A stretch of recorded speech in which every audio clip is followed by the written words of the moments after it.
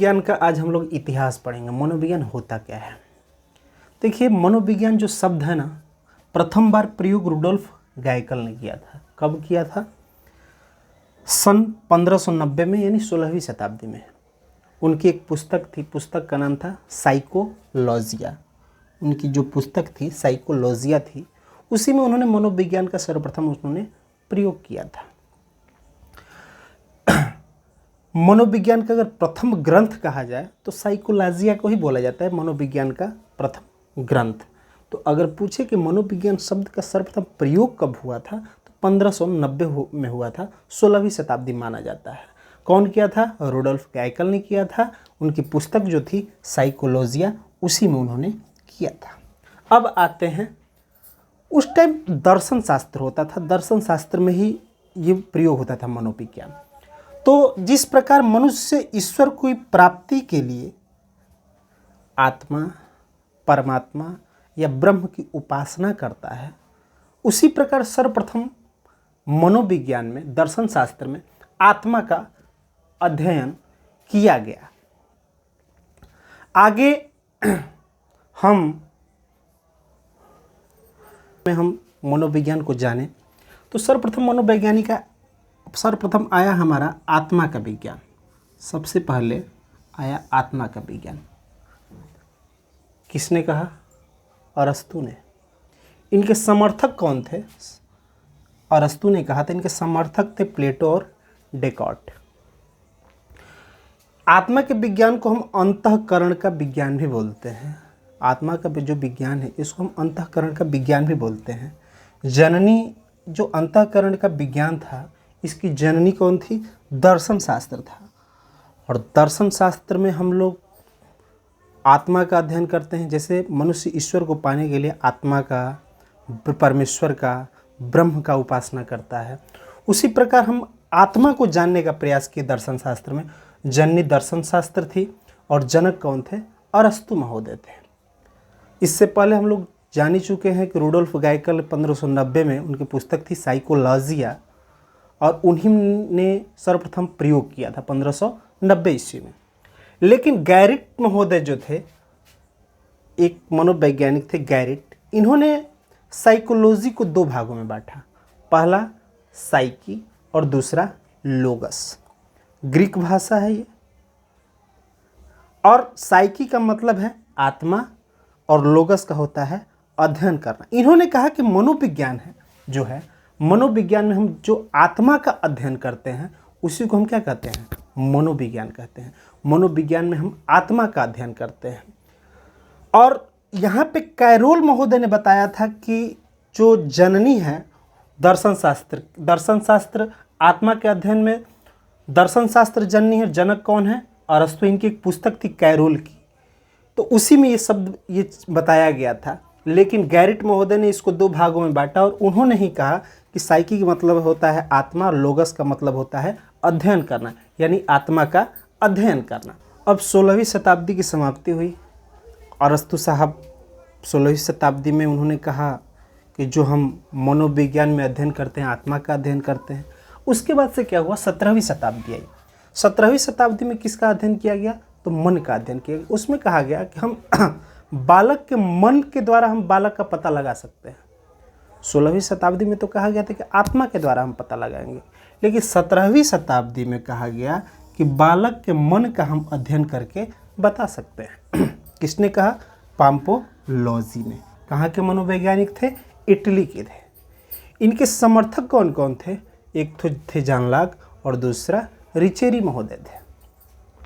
इन्होंने कहा था, जिस प्रकार गैरिट महोदय ने साइकोलॉजी को दो भागों में बांटा, पहला साइकी और दूसरा लोगस, तो उन्होंने कहा था गैरिट महोदय ने कि साइकी का मतलब होता है आत्मा और लोगस का मतलब होता है अध्ययन करना। लेकिन इन्होंने अपने तरीके से कहा कि साइकोलॉजी को दो भागों में बांटा। साइकी का मतलब इन्होंने बताया मन और लोगस का मतलब अध्ययन, यानी मन का जो हम अध्ययन करते हैं उसी को हम क्या कहते हैं? मनोविज्ञान कहते हैं। इनका मत था हुआ कि मन का अध्ययन 17वीं शताब्दी में हुआ। 17वीं शताब्दी के बाद 19वीं शताब्दी आई। 18वीं शताब्दी में तो नहीं किया गया, लेकिन 19वीं शताब्दी में चेतना का अध्ययन किया गया। चेतना का अध्ययन किसने किया था? विलियम वुंट ने किया था। चेतना होता क्या है? अगर हम देखें तो चेतना क्या होती है? चेतना जो होता है मस्तिष्क का आंतरिक भाग होता है, जिसको हम सोचते हैं, समझते हैं, वही चेतना होती है। यानी चेतना का मतलब होता है मस्तिष्क का आंतरिक भाग।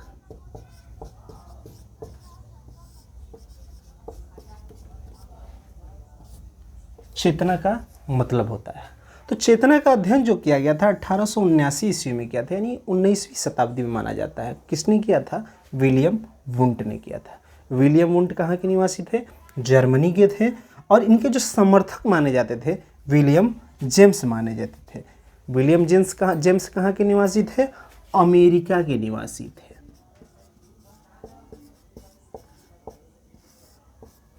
तो 19वीं शताब्दी में चेतना का अध्ययन किया गया 1879 ईस्वी में। किसने किया था? विलियम वुंट महोदय ने। विलियम वुंट को हम एक प्रकार से ऐसे भी जानते हैं कि जो एक विश्वविद्यालय की स्थापना हुई थी लिपजिंग शहर में, एक विश्वविद्यालय बना था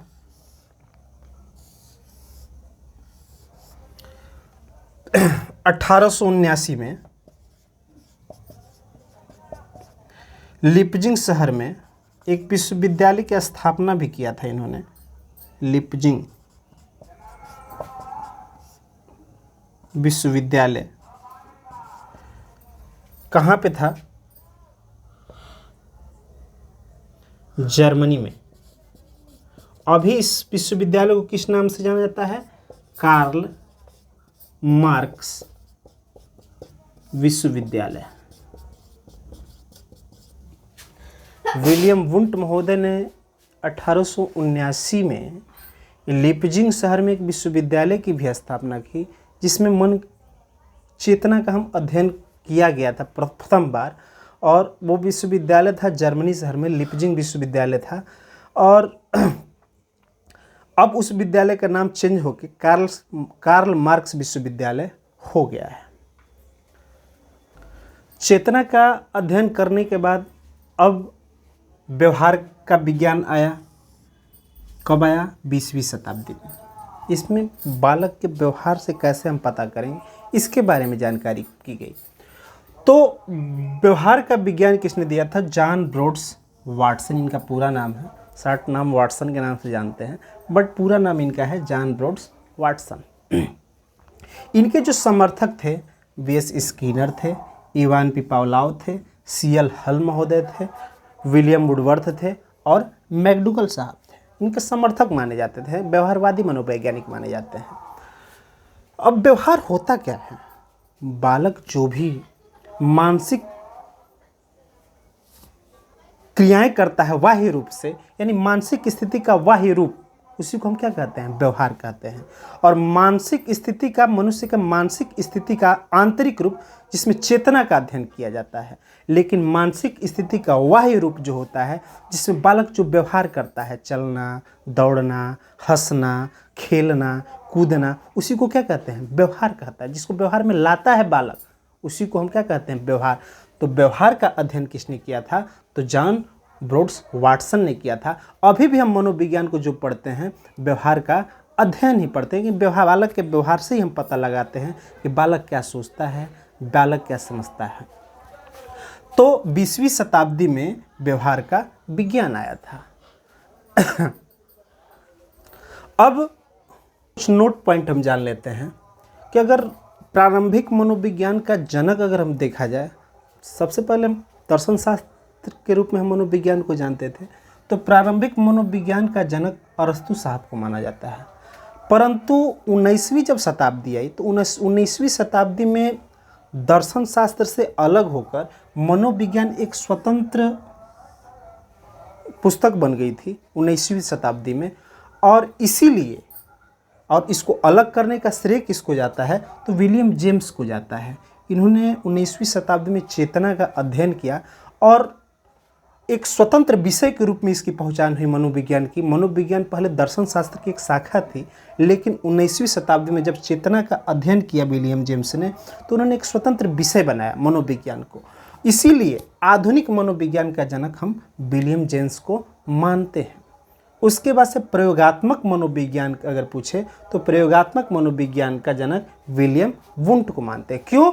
क्योंकि लिपजिंग शहर में 1879 में इन्होंने एक विश्वविद्यालय की स्थापना की थी, लिपजिंग विश्वविद्यालय की, जो कहाँ पे है? जर्मनी में स्थित है। अभी उस विश्वविद्यालय को कार्ल मार्क्स विश्वविद्यालय के नाम से जाना जाता है। तो इसीलिए प्रयोगात्मक मनोविज्ञान का जनक विलियम वुंट महोदय को जाना जाता है। अब हम एक प्रकार से हम मनोविज्ञान का अगर हम क्रमिक विकास देखें तो 16वीं शताब्दी में आत्मा का अध्ययन किया गया दर्शन शास्त्र के रूप में। आत्मा का अध्ययन किसने किया था? तो अरस्तु महोदय ने किया था। फिर उसके बाद से 17वीं शताब्दी में अध्ययन किया गया था मन का। मन का किसने अध्ययन किया था? तो पोम्पोलॉजी ने किया था, यानी मध्य युग के जो दार्शनिक थे उन्होंने किया था।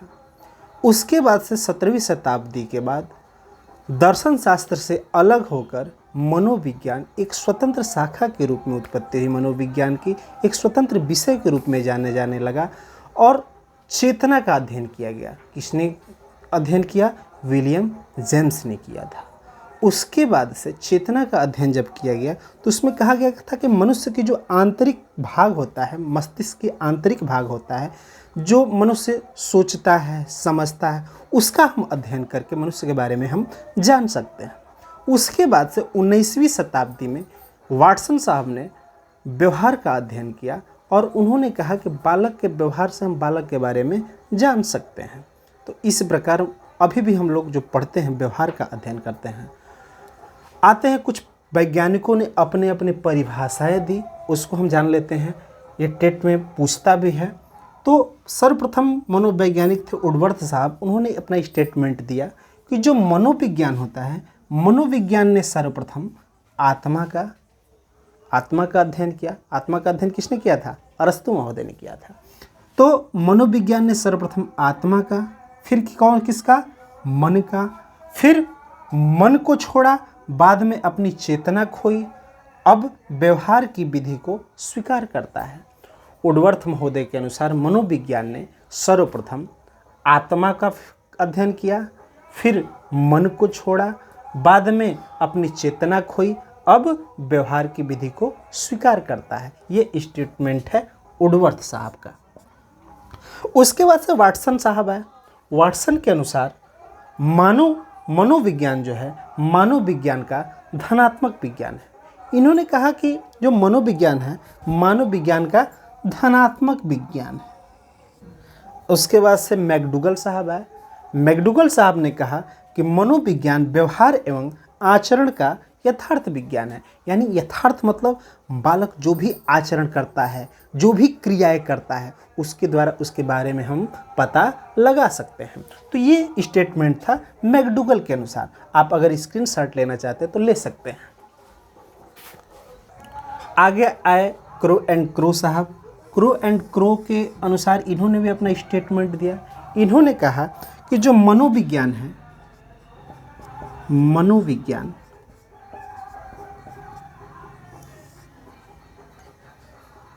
मानव व्यवहार,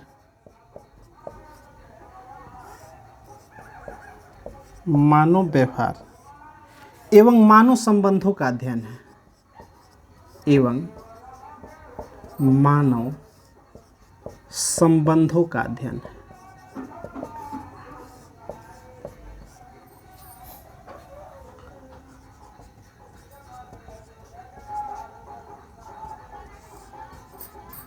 क्रो एंड क्रो के अनुसार मनोविज्ञान मानव व्यवहार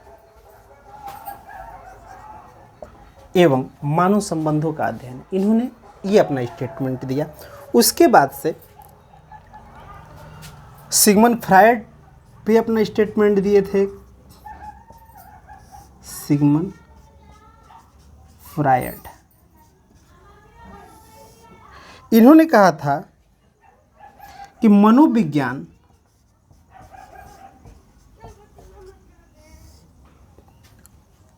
अचेतन मन का अध्ययन करने वाला विज्ञान है। अचेतन मन का अध्ययन करने वाला विज्ञान है।